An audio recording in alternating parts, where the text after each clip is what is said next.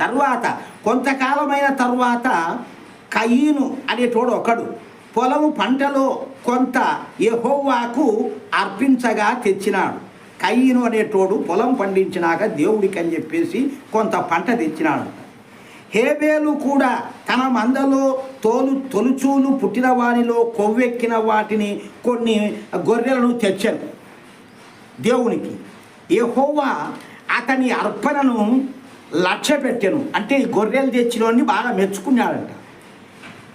కయీనును అతని అర్పణను కూడా ఆయన లక్ష్య పెట్టలేదు. అతను ఇచ్చిన ధాన్యము కూరగాయలు లెక్క పెట్టలేదంట. అది బాగిచ్చినాడు, ఏం పనికొచ్చాది అని పక్కన పడేశాను అన్నమాట. కాబట్టి కయీనునకు మిక్కిలి ఆగ్రహము కలిగి నేను తెచ్చిపెట్టి దాన్ని పక్కన పాడేసినాడే అని ముఖము చిన్నబుచ్చుకొనగా యెహోవా కయీనును చూచి నీకు ఆగ్రహం నీకెందుకు కోపం వచ్చింది అని అడిగినాడంట. ముఖము చిన్నబుచ్చుకొని ఉన్నావు ఏమి అన్నాడట.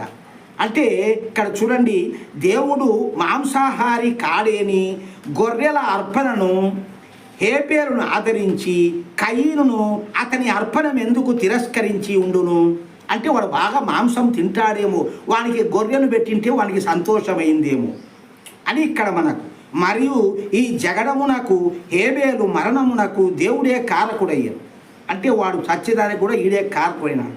మనుష్యులు ఒకరితోనొకరు మాట్లాడుకున్నట్లే క్రైస్తవుల దేవుడును మాట్లాడతాడా? తోటలో వచ్చుచూ పోవుచునుటయు అంటే రావడము పోవడము మాట్లాడుతూ ఉంటాడా? దాన్ని మేయుట సైతము మనుష్యుల పనియే. కనుక ఈ బైబిలు మనుష్యులచే కల్పింపబడినదే కానీ ఈశ్వరోక్తము కాదు.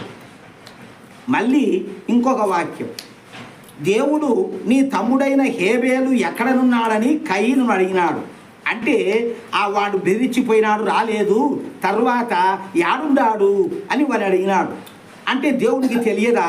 ఇతను ఏమన్నాడు, నేను తెలియదు స్వామి నాకు అన్నాడు. నా తమ్మునికి నేను కావలివాడనా అన్నాడు. అప్పుడు ఆయన నీవు చేసిన పని ఏమిటి? నీ తమ్ముని రక్తపు స్వరము నేలలో నుండి నాకు మొరపెట్టుచున్నది. ఈ నేల మీద ఉండకుండా నీవు శపింపబడిన వాడు అవుతావు, నీకు శపిస్తాను అన్నాడు. మరి నీకు తెలిసింటే నీకు వినబడతావు, నేను నన్నెందుకు అడిగినావు? అడగచ్చు కదా, నా మీద కోపం ఎందుకు అని. ఇక్కడ ఇటువంటి వాక్యాలు ఆ బైబిల్లో ఉన్నాయి. మరి ఈ సమీక్షకుడు ఇక్కడ చెప్తాడు, హేబేలు గతి ఏమై ఉండునదియు ఈశ్వరుడు ఎరుగక కయీనును అడిగిన. అంటే వాడు ఎట్లా పోయినాడని తెలియక అడిగినాడా? రక్తనాదము భూమిలో నుండి